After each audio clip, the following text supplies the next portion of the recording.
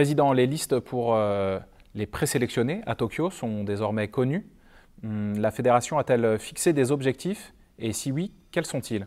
Les listes des présélectionnés pour les JO sont effectives à la demande du président de la fédération de les faire le plus tôt possible, afin d'éviter la pression auprès des athlètes.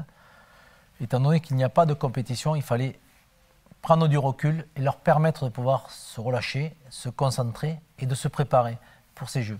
Donc faire des prévisions sur les médailles, je pense que c'est pas serein, parce qu'on ne sait pas, on n'a pas de lisibilité de ce qui se passe dans le monde actuellement. Donc moi je vais être tout simple, c'est que je veux que nos sportifs soient le plus près possible de ce que leur propre amour, de leur propre sincérité, de ce que le meilleur qu'ils pourront donner eux-mêmes pour la France, pour eux, pour leur famille et pour la fédération. Ce qui est important, c'est que nos sportifs se battent dans l'intérêt de la fédération et de la France.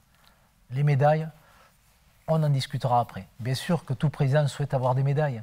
Plus on en a, plus on a des médias, plus les gamins, on les fait vibrer. Mais il faut rester humble quand on est président et on fera le bilan ensuite, pas mettre de pression avant le départ. On a néanmoins beaucoup de tireurs qui risquent de bien représenter la France et c'est d'abord ça qui vous intéresse, avoir des sportifs qui peuvent susciter des vocations chez les plus jeunes. Le sportif, c'est pas parce qu'il gagne qu'il suscite des vocations. Le sportif, il suscite des vocations parce qu'il est sympa, parce qu'il est près des clubs, parce qu'il est près du tireur, parce qu'il est sympa avec les médias. Effectivement, s'il gagne, c'est la cerise sur le gâteau. Mais ce qu'il faut arriver à faire comprendre aux sportifs, c'est l'échange qu'il doit avoir et le rayonnement qu'il doit apporter sur une piste. Il y a des fois des mouvements qui sont extraordinaires, des actions qui sont magnifiques et des victoires qui sont magnifiques et tout le monde dit « Ah super !» mais des fois il n'est pas champion olympique. Mais il est là, il est précis. J'en connais plein de nos équipes de France qui sont des premiers vecteurs et qui n'ont pas été forcément champions olympiques, mais qui ont représenté la France et qui ont soutenu la fédération.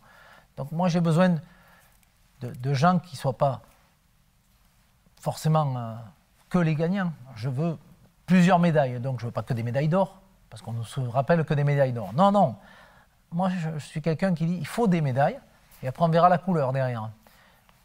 Le sportif doit être lui-même, égal à lui-même, pour soutenir son sport et soutenir sa fédération. L'escrime française aujourd'hui, c'est des valeurs et des émotions. C'est d'abord les émotions et les valeurs après. Il faut d'abord faire pleurer le public pour le faire gagner derrière. Et j'ai toujours dit à mes sportifs, si on veut gagner, c'est accompagnez-vous du public et faites vibrer le public. Faites-nous vibrer, faites vibrer vos entraîneurs, faites vibrer vos parents, faites vibrer vos licenciés. Et vous verrez que vous le ressentirez et ça vous permettra de gagner cette fameuse médaille d'or.